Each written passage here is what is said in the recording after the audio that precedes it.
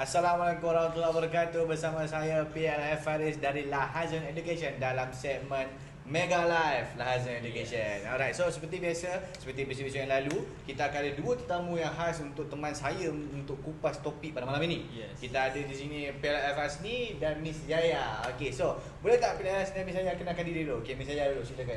Okay, hai, saya Nurul Hidayah Muhammad Nasir ataupun Miss Yaya. Saya pada unit peningkatan sains Lahazun Education. Okey, muka budak-budak lab kan, sebab tu dia memang unit sains. Okey, sekarang kita tengok kau PLS ni pula. Alright. Silakan, kenalkan diri. Saya Sasni. Okey. Bersama dengan Sasni. Okey. Saya ketua unit matematika. Ketua unit matematik. Alright. So, pada hari ini kita akan membawa satu tema ataupun satu topik untuk dikupaskan bersama. Dan topik ni agak berat, lebih berat daripada saya rasa. Wow. Ya. Yeah. So, saya perlukan bantuan anda untuk kupas topik ni sebab ini sedikit sebanyak akan membantu ataupun membantu beberapa di luar sana yang sedang menonton. Yeah. Okey. Topik yang kita akan bincangkan pada malam ini Misalnya dan PLS ni mengenai stimulan sebenarnya. Stimulan dan pendidikan. Stimulan dan pendidikan ni bukanlah topik yang kita ambil isu daripada Malaysia saja, daripada banyak negara sebenarnya, the whole world lah, worldwide lah topik ni. Alright. So, kita tahu stimulan ni adalah satu bahan perangsang untuk seorang itu membuat satu pekerjaan dengan lebih fokus ataupun sebagainya. Kita tahu kan itu, ada setengah orang ambil kopi, ada setengah orang makan kacang dan sebagainya. Okey, sebab kita pun ada pengalaman macam tu waktu belajar dulu kan. Okey. Sekolah ke dulu? Sekolah. So, ada pengalaman lah. Ada pengalaman dah gua. Okey. Alright. So kita tahu stimulan ni juga ada benda yang ada ke arah kebaikan dan ada yang benda yang memburukkan. Okey, dia terbahagi kepada dua grup. Yang buruk ni kita tahu sebab kes dia banyak juga di Malaysia ni, di tanah air kita ni, iaitu pelajar terlibat dengan dadah. Okey, tapi yang ini bertujuan untuk buat sesuatu macam belajar ke dan sebagainya. Okey, so kita tahu stimulus ni ada dua jenis atau dua grup lah. Dua kategori. Okey, Yes. saya nak tanya soalan pada Miss Yaya dulu. Okey, adakah mengambil stimulan yang baik ni tak memberi kesan buruk kepada diri sendiri?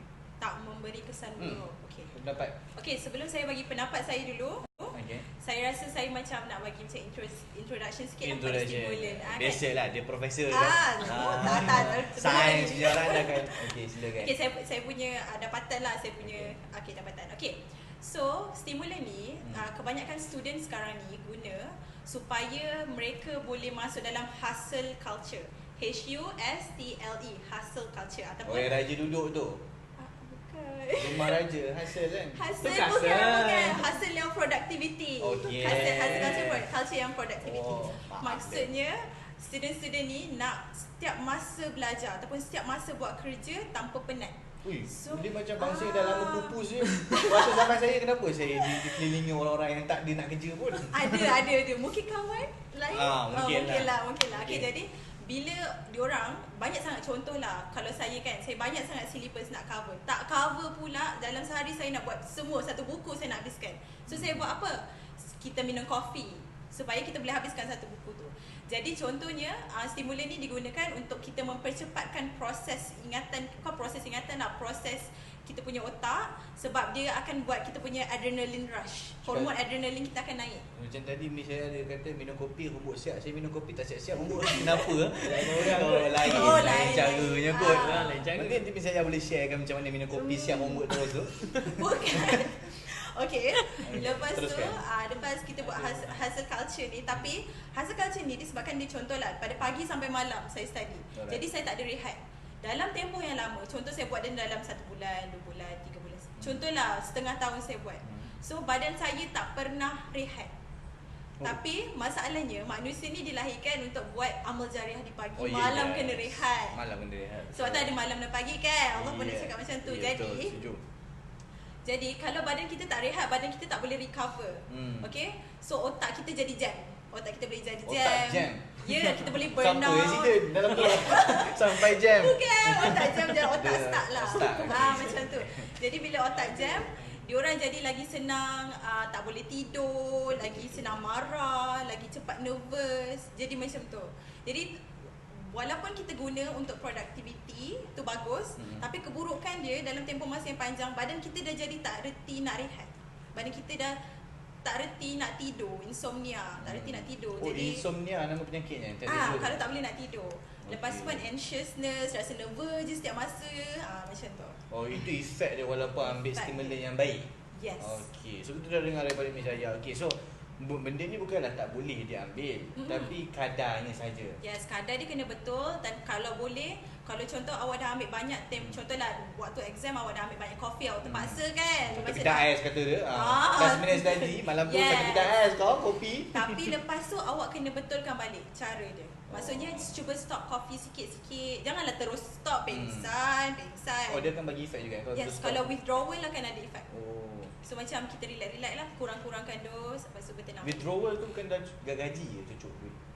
Bukan. Withdrawal tu tarik. Oh, okey, saya dengar withdraw. Okey, saya dah dengar daripada Miss Yaya sendiri. Okey, saya nak dengar pula proses Peras ni. Apa pendapat mengenai ni? Adakah kita ambil stimulan yang baik ni tak akan bagi kesan buruk pada diri sendiri? Okay, pendapat saya semua stimulan kesannya buruk. Semua Semua stimulan yang khas potensial buruk ataupun confirm buruk? confirm buruk. Confirm buruk. Confirm Okey. buruk. Confirm Dia buruk, tak boleh kan? potential dah. Alright. Sebab kenapa saya kata macam tu? Dia bila pengambilan yang pertama tu, dia akan bawa kepada pengambilan kedua, ketiga dan seterusnya. At satu masa nanti sebenarnya dah tak perlukan stimulan pun, tapi dia still consider, dia rasa dia Sebabkan dah perlukan jadi benda tu. rutin. Ya, jadi rutin. So bagi saya better elakkan terus daripada ambil walaupun sikit lah. Sebab better kita jalankan hidup yang sihat, bangun pagi dan buat dan malam tidur. So tak perlukan stimulan pun. Ya, betul. So itu sebenarnya message untuk Miss Yaya ni, malam tidur tolong. Okey, so itu kita dah dengar dua pendapat daripada Miss Yaya dan juga Peras ni. Okey, untuk soalan yang kedua ni lah saya nak tanya kepada Miss Yaya sendiri. Okey. Kenapa kita tahu stimulan baik dan stimulan buruk? Okey, kenapa pelajar ni lebih cenderung dekat stimulan yang buruk ni?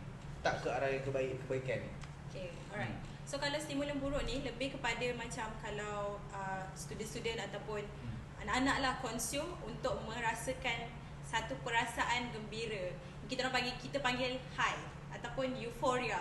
Okay, Perasaan kenapa nak gembira high orang? sebab mungkin dia rasa macam High tu bukan yang bukan dia macam emosi. high. Bukan.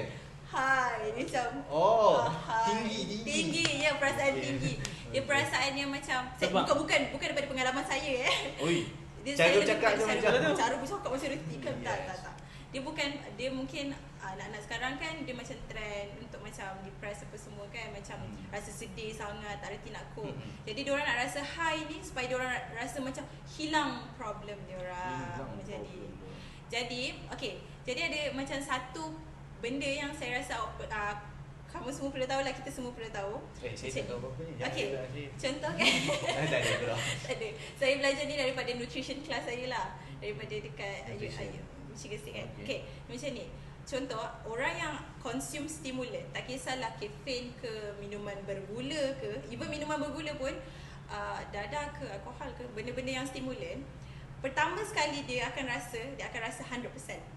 First time dia rasa 100% apa tu 100% emotion. Dia akan rasa high tu terletup lah. 100%. Memang macam baby you're a firework, macam firework gitu. Macam dia tinggi lah high. Dia 100%. Tapi bila dia consume second time, bila body dia immune, perasaan dia akan 90%, 80%, 70%. Itu sebab dia ambil banyak kali. Sebab tu dia ambil banyak kali. Dia nak rasa perasaan the first time tu macam mana. Tapi dia tak akan dapat sebab body dia dah immune. Sebab tu pula ada tukar-tukaran. Contoh awak dah guna macam stimulan ni, kafein jenis ni, tiba-tiba awak macam dia dah immune, saya dah immune lah dengan kopi ni. Jadi next saya guna kopi B pula. Kopi B pula. Kopi A kan, kopi B pula. Bila kopi B pula, perasaan tu 100% lagi. So dia nak rasa perasaan keseronokan 100% tu. So habis semua kopi dia try lah macam tu. Yes. Semua hidup Sebab dia. jadi macam banyak gila kedatang keburukan lah. Yes. Dos dia makin tinggi, lepas tu lagi banyak benda dia cuba, jadi Dos dan memang kemudaratan lah. ya, dosa lepas tu terus Ya, dosa terus. Okay. Alright, itu Very interesting kan? Yes, very interesting. Itu kita tahu pen di luar sana tahu bukan benda yang apa kita panggil buruk-buruk alkohol saja yang even menyebabkan- kafein, minuman bergula. Ya betul. Sebab tu kalau kita perasan kalau kita bagi gula dekat budak-budak, dari lagi time dia tidur. Tak nak masuk tidur tu, makan gula dulu. Jangan harap tidur. Pengsan, Yes. Okey. Saya pernah saya cakap sebab saya pernah dulu saya ada tak Semua ada dah tak ada. Okey. Okay. So, Geram ni. Okey. Topik selepas ini iaitu kenapa pelajar cenderung ke arah stimulan yang buruk bukan yang baik ni. Nantikan selepas ini. Jumpa lagi.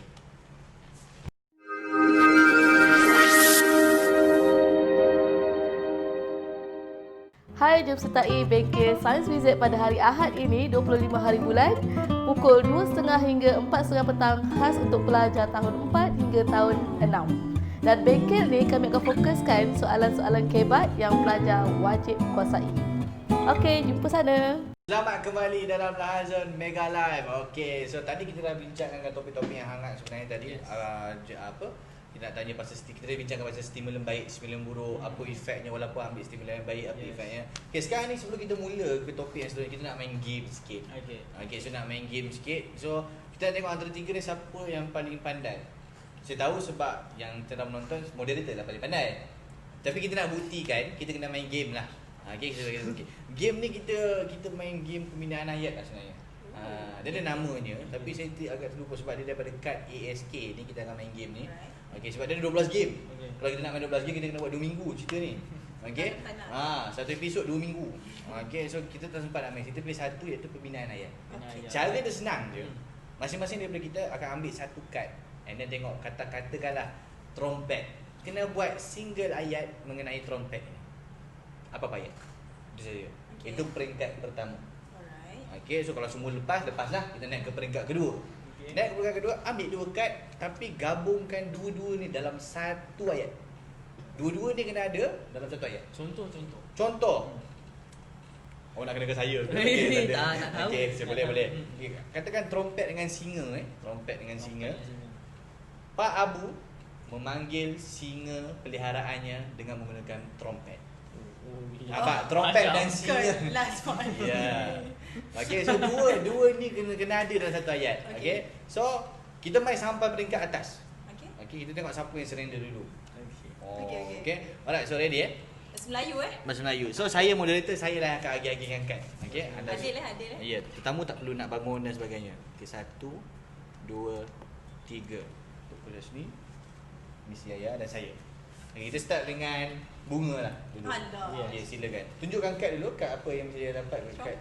Trompet tadi nampaknya. Okay, silakan. Okay. Saya tak pandai main trompet. Saya tak pandai main trompet. Main. Sini tak boleh tolong sebab kita lawan. Okay. Okay, so anda yang sedang menonton ni jadi juri. Adakah itu level-level Michigan University punya ayat? Ataupun tahun 3? Saya tak pandai main alat muzik trompet. Saya tak pandai main alat muzik. Okey, anda jadi juri. Okey, orang seterusnya saya. Singa merupakan seekor raja rimba. Seekor raja? Seekor lah, dia seorang. Dia seorang. Awas apa nak tanya saya? Anda jadi juri. Ayat saya. Okey, silakan. Beza Cikgu BM ni. Saya ke kedai. Tunjukkan dulu. Saya ke kedai. Okay, So saya ke kedai. Saya ke kedai. Ya. Memang maths dia terus apa jalan mudah. Yes. BM language bahasa. Sains kita teruskan. Okey. Okey, kad. Second card. Kad ni dah settle. Okay, second ni 2 kad. Okey, kita ambil terus 2 kad. 1 2. So ada 6 lah Kumbang dulu. Okey. So 2 kad yang pertama. 2 ni. 2. Dan saya. Kita mulakan dengan Coach Hasni pula. Wah. Okey, tunjukkan kad kepada audience dulu, pada penonton. Hospital dan kapal. Hospital dan kapal. Okey, bina ke ayatnya. Saya ke hospital menaiki kapal. Okay. Pergi hospital naik kapal. Sebab banyak hospital tempat tengah-tengah pulau tu.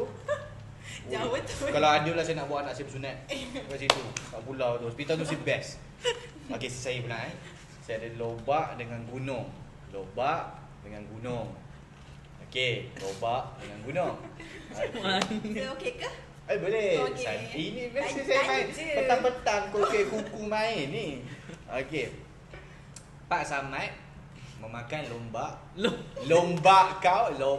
Pak Samad memakan lombak sambil menikmati pemandangan di atas gunung. Wow. Ayah BM lain. Jangan tanya Pak Samad tu buat apa makan lombak kat situ. Saya pun tak tahu. Tak ada kerja lain. Okey, so saya lepas. Okay. So saya ada telefon bimbit, hutan. Yes. Kejap. Cikgu saya kena buat eksperimen dulu, sabar Okay, ada. Tengok buat SP.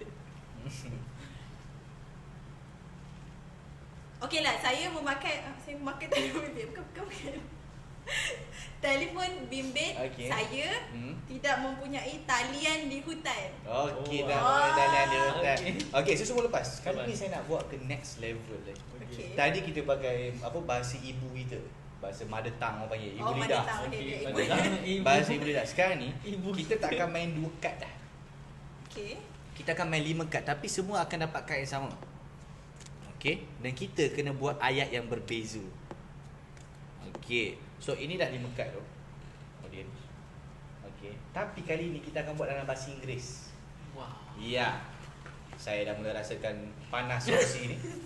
Ya, bahasa Inggeris. Okey. Okey, ni kadnya kita ada restoran, air terjun, komputer, chef dan sandwich. Okey. So, kita akan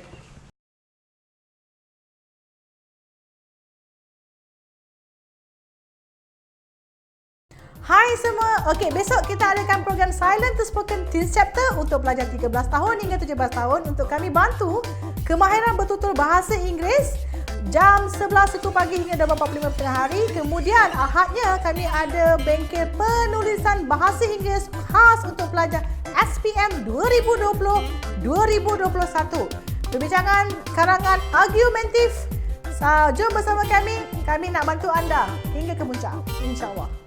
Okey. So, kepada para ibu bapa di rumah boleh praktiskan juga game ni dekat rumah untuk mana anak-anak yang lemah binayat sukat ni sedikit sebanyak membantu sebenarnya. Okey, jom. Siapa nak mula dulu ni? Dalam bahasa Inggeris, 5 kad. Moderator lah tadi. Saya dah. Sini lah pula. Sorry. Oh, saya dah pula kan. Ah. Saya bukan apa?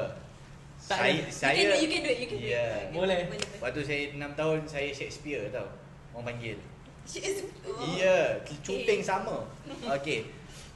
So, kita start dengan sandwich dulu lah. Okey, so once upon a time, a king who lived in the jungle was eating a sandwich cooked by their chef.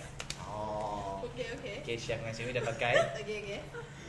Aduh, macam mana? After that, the king going to surf the internet using computer to search about where the near waterfall that they can go holiday. Kau and the best restaurant there. All card is used. Use All card. Awak tak tahu tu slang saya punya belajar universiti. Okay. Negara Amerika, saya bla bla Zimbabwe. Zimbabwe. So all card has used.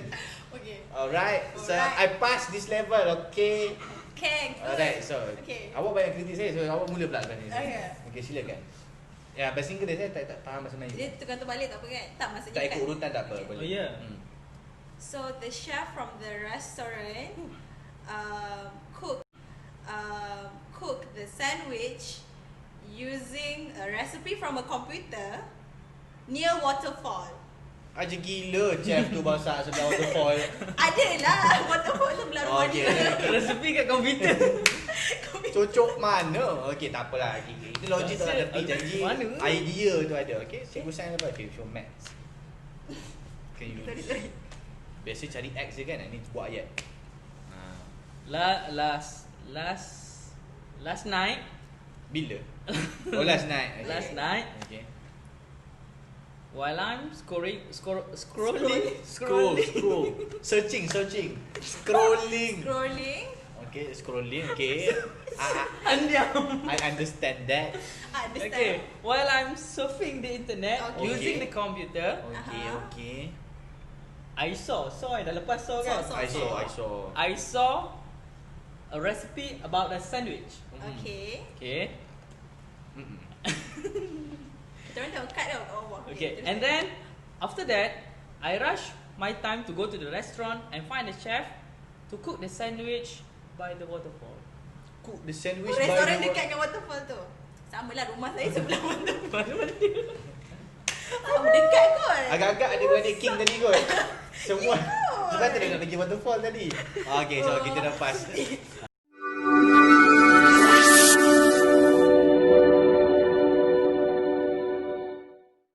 hampir setengah tahun pelajar tidak dibiasakan dengan format menjawab SPM dan peperiksaan akhir tahun.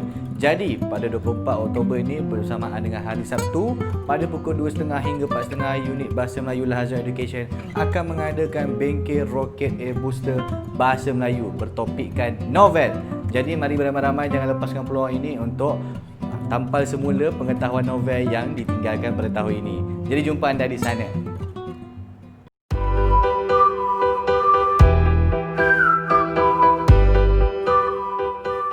Hai, Assalamualaikum warahmatullahi wabarakatuh. Nama diberi Muhammad Irfan bin Saiful Khairi.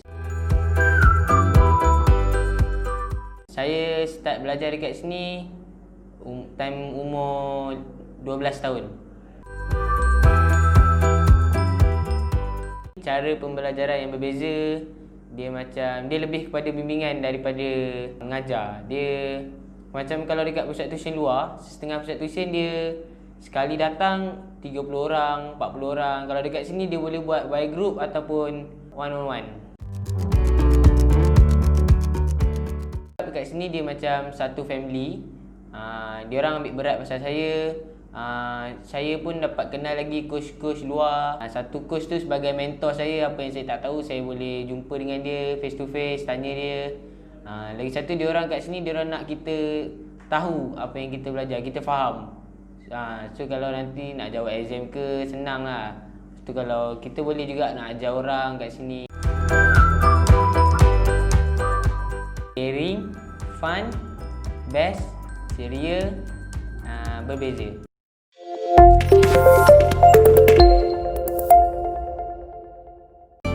Ramai pelajar hadapi masalah dalam menjawab soalan matematik.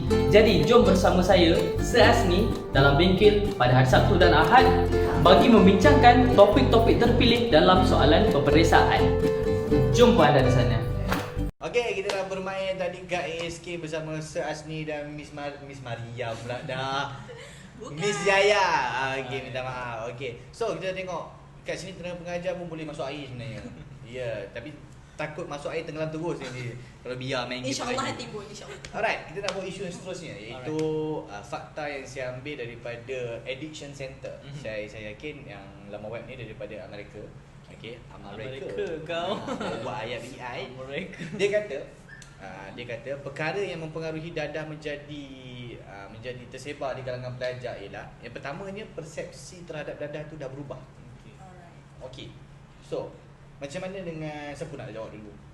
Nak bagi pendapat tentang okey, kita pergi Yaya dulu lah. Okey. Apa pendapat anda? Setuju atau tidak disebabkan persepsi yang dah berubah ni yang penularan dadah dalam kalangan pelajar? Okey, wow, penularan dadah. Okey. Yes. So kalau penularan dadah ni yang melalui saya punya pemerhatian dan juga saya punya pengalaman lah. Suka perhati orang? Ya, saya perhati je. Tak judge. Okey. Okey, macam ni. So kalau dekat saya belajar kat Michigan, United States. So kita orang baru je, Michigan baru legalize weed. Weed adalah satu sejenis. Weed tu bukan lagu ke? Weed. Okey, aku tahu weed tu. WEED. WEED. Tahu saya itu ganja. Adalah sejenis dadah. Dadah je. Sejenis Jenis dadah ganja lah. saya dalam bahasa Melayunya. Jadi macam sepatutnya sebelum ni tak dibenarkan, tapi sekarang ni dah dibenarkan dalam undang-undang pun dah dibenarkan. Jadi kita boleh beli tepi jalan je boleh. Dekat universiti orang isap tu? Universiti tak dibenarkan. Universiti tak benarkan lah. Universiti tak dibenarkan lah kan. State Secara tu sajalah. State tu boleh. Jadi kita boleh belilah secara undang-undang. Jadi bagi diorang dadah ni bukan benda yang kalau kita ingat dadah okey haram kan. Kalau diorang macam dadah tu macam benda biasa. Benda yang patut di-normalizekan. Sebab Apa maksud macam lama? Apa maksud miss biasa? Maksudnya macam diorang guna tu untuk rekreasi, recreational drugs. Oh, macam dalam harian lah. Dalam macam harian. rokok lah macam tu. Ya. Okey. Bukan yang besar tu. Kita teruskan. Yang itulah kebanyakan dadah ni digunakan sebagai rekreasi. Rekreasi. Yes. Bukan. Lain betul loh. Lain Dia tepatnya. macam alkohol, dia macam rekreasi. Okey, macam tu pendapat Miss. Itu benar. Okey, so kalau macam Coach Asni ataupun saya sendiri, setuju atau tidak apa pendapat saya mengenai perubahan persepsi ni yang menyebabkan dadah ni menular dalam kalangan pelajar? Basically yang saya cakap tadi macam dekat Michigan. Dekat US kan memang culture dia begitu. Dekat Malaysia sekarang pun sebenarnya penularan tu semakin berlaku sebab apa yang kita nampak media sosial semakin orang kata popular Ya, sangat. So kita nampak makin banyak culture pun, orang kan. Culture barat tu kita nampak. Hmm. Jadi bila nampak culture barat tu, student lagi-lagi umur remaja senang nak terpengaruh. Ya. Tengok benda macam tu, of course lah persepsi mereka berubah. Bila masing-masing mengubah persepsi, dan benda tu jadi besar lah. Itu yang Jadi trend, Ya, jadi trend untuk orang. Kadang-kadang jadi ikutan. Ya, Sebab macam terlampau amazed dengan seseorang tu, Yes. dia terlampau ikut sebiji-biji. Yes. Okay. Sebab saya pernah tengok yang kes, pernah tak kita dihebohkan dengan kes orang tu masuk masjid dan tembak semua orang tu sebab dia main game PUBG. Yes, betul. Sebab kita dah di zaman itu sampai orang tengok orang buat in Orang real. ikut, yes. So tak, pasal dadah ni lagi lah, tak terkecuali lah. Okay. Alright. So itu yang pertama, kenyataannya, yang fakta yang pertama. Yang keduanya, mereka mengatakan undang-undang semakin longgar ataupun tak berat hukumannya terhadap pengambilan dadah secara teruk macam ni lah. Dia kata undang-undang ni tak ketat dan tak berat. Setuju atau tidak misalnya? Kalau yang ni saya tak setuju lah sebab kat Malaysia ketat lagi. Ya, setuju betul. Kalau kat Malaysia still lagi macam kita tak boleh consume, kita tak boleh ambil, and kita tahu kenapalah, sebab memang kalau kita ambil benda ni, betul lah, dia macam Asni cakap tadi, macam dia bagi addiction, dia banyak keburukan daripada kebaikan. Jadi kat Malaysia tak. Tapi kalau dekat luar negara macam saya cakap tadi, dekat Amerika Syarikat bukan semua tempat lah, ada tempat yang undang-undang dia longgar. Macam Australia pun Australia pun dah legalize. So dia legalize dengan dadah. Dia tak semua dadah kan? Dia certain dadah lah. Certain je Tapi kan? bila dia benarkan certain dadah ni, kemungkinan untuk ada dadah. Yang kita tengah haram apa, memang musuh negara, dia pun bersepah dadah lagi dalam negara. Macam mana yang dah legalize betul. ni? Jadi dia macam benda yang common, benda yang biasa. Tak boleh lah. Alright, so itu pendapat saya. Macam saya sini, Coach Asni sendiri macam mana? Okay, bagi saya undang-undang longgar ni sebenarnya ada kaitan juga dengan Malaysia. Walaupun undang-undang kat Malaysia sendiri ketat, tapi bila undang-undang luar negara longgar, jadi orang kata apa, penghantaran, peredaran kitaran dekat dunia tu lebih mudah kan. So nak tak nak mesti dia akan singgah kat negara-negara yang terdekat. Negara yang boleh. Yes. That's why makin mudah nak masukkan. Yes. So of course saya setuju juga lah dengan apa yang dia cakap tu Okay. kan. Kalau Syazni sendiri lah kenapa Syazni rasa negara-negara ni ada yang boleh sampai legalizekan benda-benda macam ni? Ni soal extra tak ada extra. ekstrim Pendapat Syazni. Okay, pendapat saya kenapa diorang benarkan macam ni? Kenapa ada setengah negara legalizekan Legalizekan. setengah dadah ni dalam negara diorang Okay, certain drugs tak bawa kesan buruk terhadap kesihatan and so on. Yes. Oh ya? Cuma yes, benda ni kita subjektif, masih lagi dalam perbahasan saintis and so on. So kita just cakap based on perspektif different person yang saya kaji, mungkin dan lain case saya kaji tu pula mungkin yes. So bila kita tengok ada certain drugs yang tak ada langsung total case untuk overdose, Kematian dan sebagainya. ada certain drug of course akan buat macam tu, terutama alkohol dan so on. Macam tu kan. And then lagi satu bagi saya ada juga drugs yang ada benefit untuk kesihatan sebenarnya. Okay. So that's why ada certain country dia nampak opportunity tu, dia just legalize je lah. Saya nak tambah sikit boleh? Okay, sila. Contoh macam ni. Saya memang jadi langsing kita baju. So macam ni. So sebelum kita legalize benda tu, sebelum kita bukan dihalalkan undang-undang apa. So macam ni. So sebelum kita legalize benda tu, sebelum kita bukan dihalalkan undang-undang apa maksudnya? Legalize dibenarkan lah. Dibenarkan, dihalalkan pula. Dibenarkan undang-undang. Sah. Maksudnya ada satu prosedur yang diorang buat. Yeah. Maksudnya ada satu macam diorang dah proof kan yang lagi banyak kebaikan daripada keburukan kan. Jadi banyak case studies yang diorang tunjukkan. Sebab itulah dia boleh legalizekan. Contoh kat Michigan tu dia lebih kepada itulah ubat-ubatan. Ubat-ubatan supaya diorang tenangkan perubatan supaya untuk menenangkan macam tu. Yes. Alright. So, itu kita dengar untuk poin kedua. Dan poin yang ketiga ni pula, yang terakhir, mereka mengatakan yang ini tak boleh ditolak sebab mereka perlu konsum seperti ubat. Itulah satu lagi penyebabnya. Sampai satu tahap orang tu tak sakit dah kaki. Contoh cik ni sakit kaki, kena makan ubat ni apa semua, padahal tak sakit kaki dah, disebabkan dah terbiasa. Yes. So itu dah satu lagi fakta. Apa pendapat saya? Betul ataupun sebaliknya? Betul. Okay, so macam contohlah ubat psikotik ke apa-apa ubat lah, bukan ubat psikotik. Ubat psikotik tu ubat yang macam untuk merawat mental health, macam untuk macam anxiety, depression. Ada ubatnya? Ada. So ubat ni dos dia tinggi tau. So kepada orang-orang yang macam ada mental health disorder, so macam kalau kat Malaysia ni tak famous lagi, macam kita still lagi ada macam betul ke mental health ni, betul ke orang depressed kan, orang anxiety. Tapi ubat psikotik lah selalunya akan lagi banyak macam orang gunakan, lepas tu tak reti nak withdrawal, tak reti nak tak nak gunakan, macam mana tak gunakan lepas tu. Macam kan sentiasa, contohlah dia macam mana, dia Macam tak mana? pandai. bukan macam okay, dia dah preskripsi doktor, dia dah depression, dia kena makan ubat tu. Tapi lepas dia dah okey, dia dah boleh sihat sikit. Dia tak nak stop. Dia tak nak stop sebab dia takut kalau macam mana kalau depression Dia sakit balik, datang dia balik. sakit balik. Dia takut, Okey. dia nak macam comfort. Fobia lah sebenarnya. Dia fobia dengan benda tu. Dia tak nak Okey. berdepan dengan benda tu. Jadi Alright. dia So gunakan. saya setujulah dengan statement. Setuju. Okay. So macam Comment. untuk PLS ni sendiri macam mana? Setuju atau tidak? Ataupun sebaliknya macam yang saya cakap tadi. Ini pun kena tambahan juga Okay, so daripada segi perspektif Sedikit doktor, of course lah, betul lah tak apa saya cakap. Kadang-kadang kita ambil benda tu bukan sebab orang kata apa, kadang-kadang dah sihat dah pun, tapi still kita nak consume juga sebab kita takut nak hadapi kalau kita tak sihat macam mana. Senang saya bagi contoh macam apa ni, kita punya atuk nenek sendiri pun Atuk kan, nenek kita. macam nenek saya sendiri pun dia consume ubat darah tinggi dia non-stop, tak berhenti hari-hari. Lepas tu ubat selain ubat tadi banyak lagi ubat dia consume hari-hari tak berhenti. Dia kata kalau dia berhenti nanti dia sakit, padahal tak pun sebenarnya. Dia punya mindset kan. Mindset. Ah. Ini macam mengingat pasal mindset yang saya pernah dengar satu cerita tu, yang gajah tu diikat kaki. Betul. And then dia cuba lepas sampai satu tahap dia akan berhenti. And then Bila dah besar. walaupun dah besar, dia dah buka pun ikatan tu, dia tak nak bergerak. Sebab dia takut. Mindset sebab dia kena ikat lagi. Betul. So mindset ni pun mempengaruhi Yes. pasal isu inilah. Okey, sebenarnya kita dah di hujung perancangan sebenarnya. Hujung rancangan Mega Live pada kali ini. Okey. Sebenarnya saya berbesar hati sebab dapat misalnya temankan saya dan Coach Asni temankan saya untuk bahaskan isu ni kerana sedikit sebanyak benda ni dia berkait rapat dengan anak-anak kita.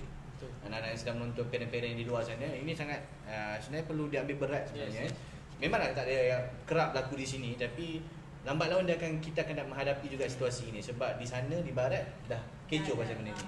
Alright. So, itu saja daripada saya, PLF Farid dari Lahazan Education untuk sesi Mega Live Lahazan Education pada kali ini.